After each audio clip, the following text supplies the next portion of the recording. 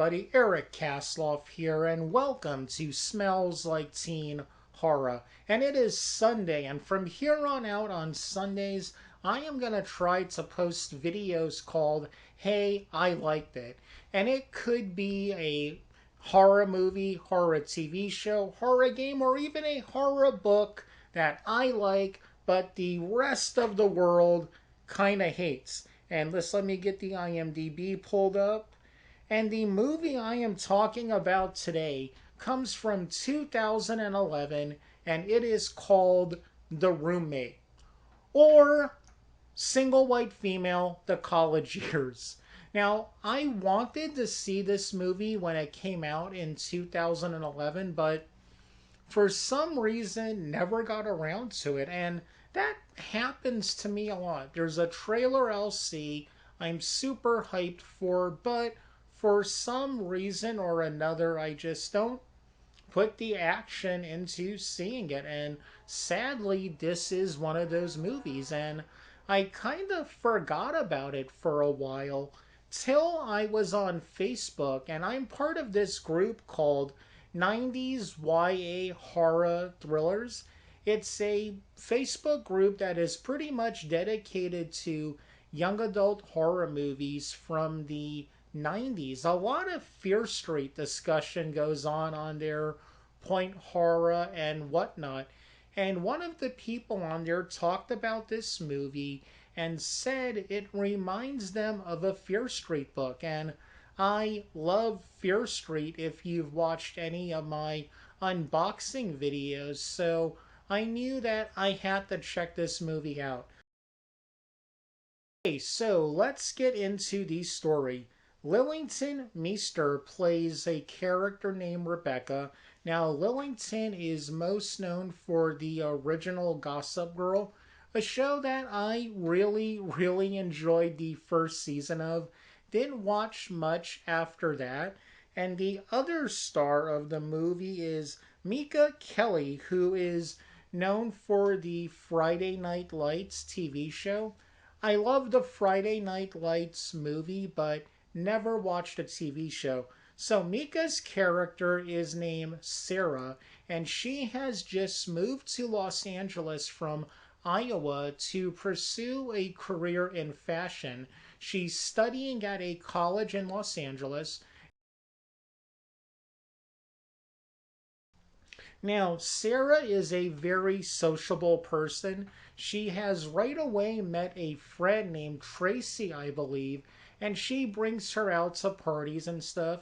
She meets this guy at a frat who is a frat boy, but not a douchebag frat boy. He's kind of a cool guy, and her life seems pretty happy until her roommate Rebecca moves in. Now, Rebecca, right off the bat, you get creepy vibes from her. Like when Sarah's doesn't come home right away or is out too long, she's like calling her, obsessing over her, looking through her belongings. There's one scene in the movie in particular. Sarah has a tattoo of her sister who passed away, and guess what? Rebecca gets the same tattoo. Another scene I found really interesting is for Thanksgiving break, Rebecca brings Sarah with her to her home because Rebecca is from Los Angeles, and it looks like her family is terrified of Rebecca. Another really cool scene is Rebecca and Sarah are getting coffee, and this other group of young ladies come into the coffee shop, see Rebecca, and kind of get freaked out. Then, who looks to be the leader of the group, walks up to Rebecca and says, "We were never friends." Now, when you're watching this from Sarah's point of view, because she doesn't know Rebecca's a psycho, you feel bad for Rebecca from Sarah's point of view because, oh, the popo's coming. I probably did something and I'm going to have to run. Okay, so when you're seeing that scene from Rebecca's point of view, you feel bad for Rebecca. But yeah, then eventually everything goes crazy. Rebecca starts losing it. Nobody dies, but bad things start to happen to people who have wronged Sarah or are too close to Sarah. Now, one thing I gotta tell you right now is a pet does die in the movie, and for me, that is always a complete turnoff.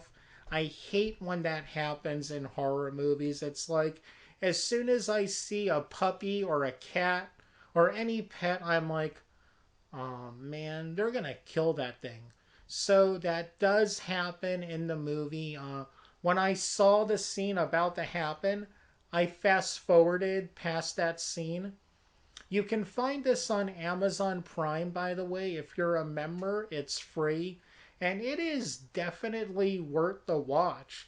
If I had to put a number on it, I would give it a solid 2.5 out of 5. I wanted to give it a 3, but the pet dying really hurt it, and the very low body count. Now, I don't need a high body count in a movie, but at least one death would have been nice.